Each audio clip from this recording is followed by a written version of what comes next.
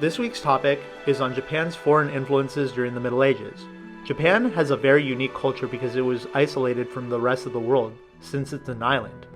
Although Japan was protected by its unique geography, it did borrow many things from other parts of the world. This week's video focuses on the way other cultures influenced Japan.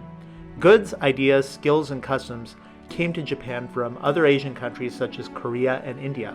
However, the biggest influence to Japan came from the Chinese civilization. This Peppy list will focus on 5 key areas. These include Japanese government, Buddhism in Japan, Japanese art, the religion of Shinto, and the pagoda.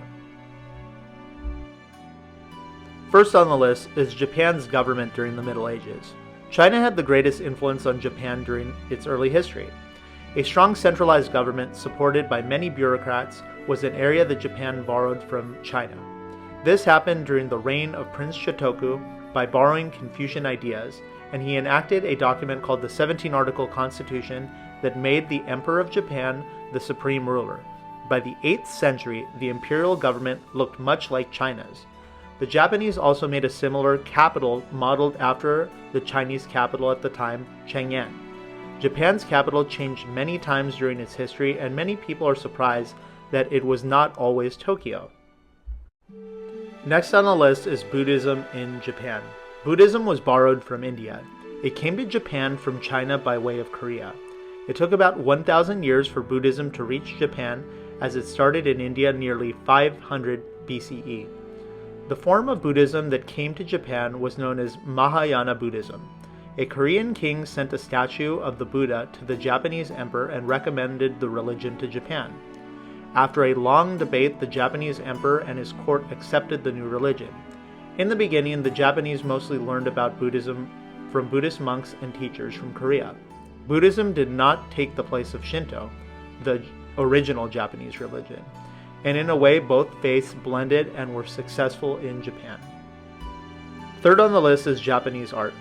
Early examples of Japanese art include clay figures around burial mounds. These sculptures were armed warriors, horses, and robed women. Later, the Japanese, like the Indians, Koreans, and Chinese, sculpted statues of the Buddha. Another form of Japanese art is poetry. Tanka and haiku poetry was popular in Japan because of the themes of nature and love. The earliest literary works in Japan date from the 7th century. Here's an example of a haiku poem from the famous Japanese poet Matsuo Basho. The summer grasses all that remains of brave soldiers' dreams. And here's one more. In the cicada's cry, no sign can foretell how soon it must die.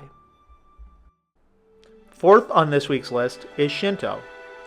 Japan's original religion was called Shintoism. The religion emphasizes a respect of nature, and the worshippers of this faith believe in spirits called kami. Kami are impressive natural objects such as unique trees, waterfalls, or unusual stones. Shinto shrines were inspired by Buddhist pagodas. Shinto shrines had raised floors and a thatched roof design. The point of the shrine is to house the kami spirits. They are unpainted and undecorated to blend in with their surroundings. Shinto gates are prominent features of shrines too. These are called torii. The gate marks the entrance to a sacred place. And last on the list is the pagoda. A pagoda is a tower-shaped structure with several stories and upturned tiled roofs. India's stupas inspired the design of Japanese pagodas. Here is an example of a stupa in India. This differs from the designs of pagodas in China and Japan. The Chinese changed the Indian bell-shaped pagoda to a tower with a series of curved roofs. These towers had a series of 3, 5, 7, or 9 curved roofs.